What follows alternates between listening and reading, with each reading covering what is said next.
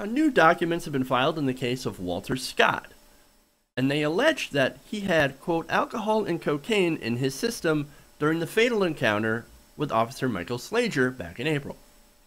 Now, Reuters is reporting that Slager's defense attorney, Andy Savage, said that because of all of this new filings, that he would ask a judge to set Slager free on a bond. Okay, well that's interesting. Now, according to the article in Reuters, Slager told police officers that after the shooting, that he had used his taser twice on Scott after he ran from a traffic stop. Slager also alleges that he and Scott struggled on the ground at one point. Scott allegedly got up, used both hands to wrest control of the taser from him, according to the police report.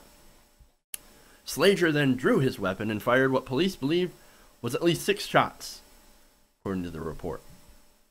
Now, what's funny is to hear Slager's account of what went down. Sounds a lot like a Hollywood script. Sounds like he's like, pulled it out the last time and killed his attacker. Hollywood. You can just imagine that scene in your head. Except that's probably what didn't happen. Did they forget the video where Slager did what apparently plant evidence next to Scott's body? That's what it looked like. Whether or not he was picking it up or placing it, some people say that, oh, well, we're not sure. It looked like he dropped it next to the body. And not only that, but there is cell phone footage of Slager shooting Scott in the back while he was running away. And when you see that video of what happened, it looks pretty bad for Officer Slager.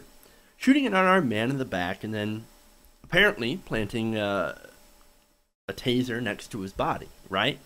So, obviously, this goes to the question of why this particular thing, the cocaine and alcohol, is being mentioned in this article. Well, they're going to do what any defense of police is going to do. They're going to blame the victim.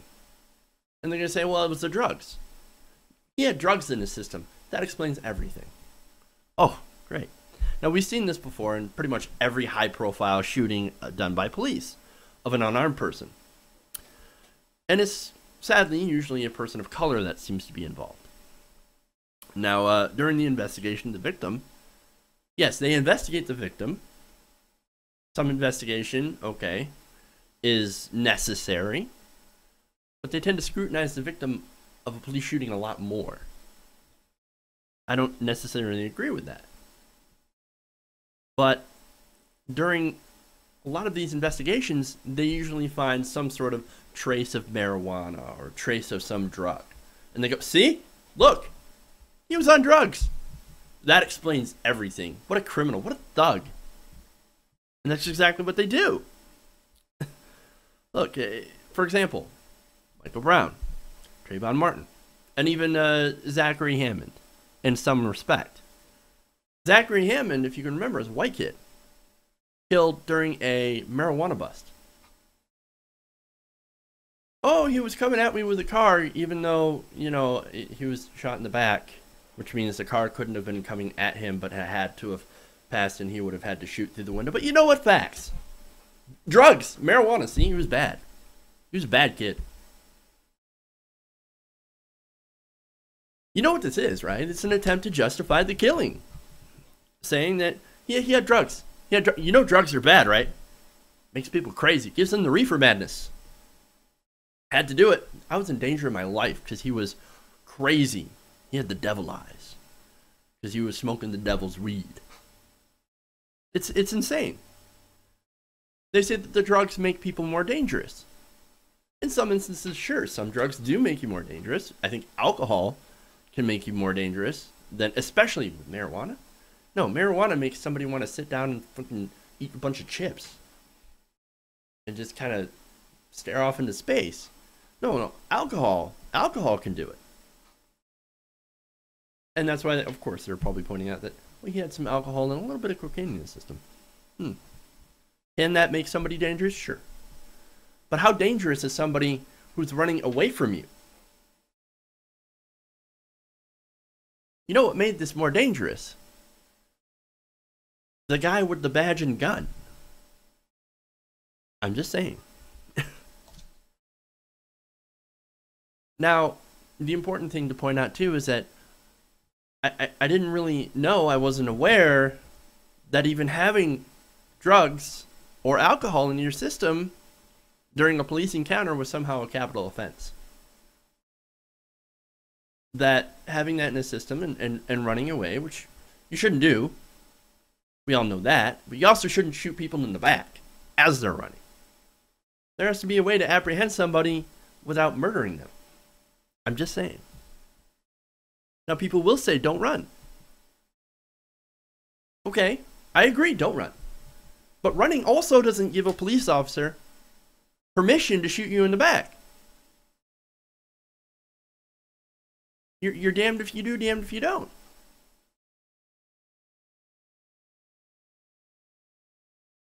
As I said, I'm not saying either, and don't misunderstand me, I'm not saying the police shouldn't do their jobs.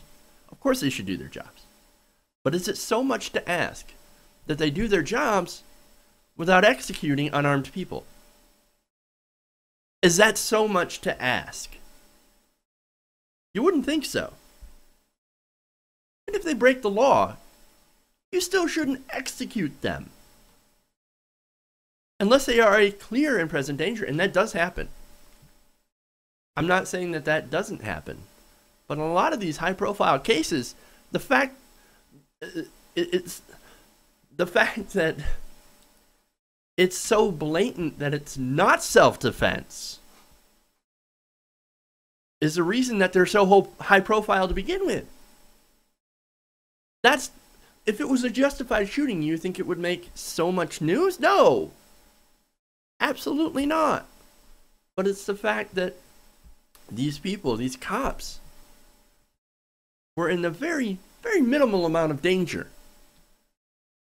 And they claim otherwise to be able to use deadly force. That's the reason that these are high profile.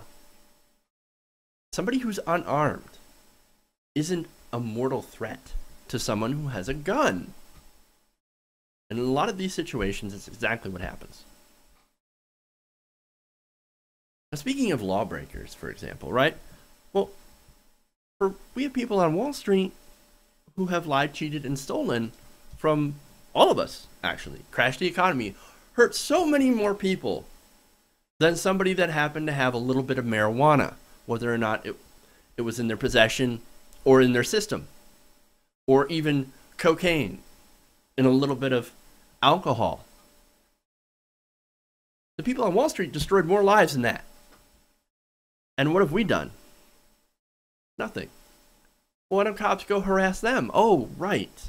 They can't. You know why? Because they have money and they have power, they have connections, and of course, they pretty much own the police. Especially when in places like New York, the NYPD. That's why you don't see that.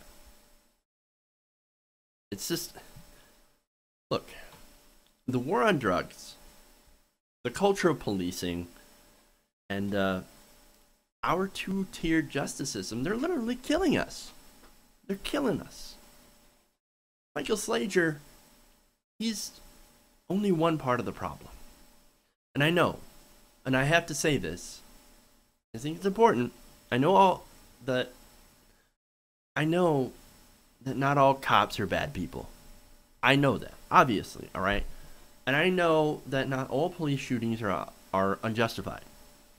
Some are very justified. That's why we don't, when we know the facts and we see what happened, we see that it's justified, that's why it doesn't become high profile. We all just go, okay, well, that's understandable. He had to defend himself. He was in mortal danger. We get that. That's why we give you a gun to protect yourself in those dangerous situations. Some are incredibly justified.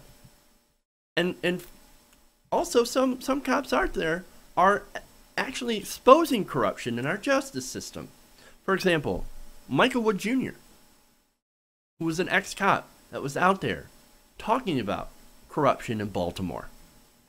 during the police, how they targeted minorities. There is an interview out there with Michael A. Wood Jr. I suggest you check it out. There are numerous interviews with different ex-Baltimore police officers detailing the corruption within that department. And if you think it only happens there, you're wrong. It can happen anywhere. And as I said, the culture. The reason that this happens is because of the police culture and the training. Both of those things have to change. The culture has to change, and so does the training. And you start with the training first, and then you can work on the culture. It has to change. You also have to stop militarizing the police. My God, man, stop militarizing the police. They don't need Bearcats. They don't need MRAPs. You're not driving through Afghanistan. You're driving through Baltimore. You're driving through Chicago. There are no IEDs on the road. Stop giving them military-grade weapons. And finally, I think the most important thing here, other than changing the training and the culture, is to end the disastrous war on drugs.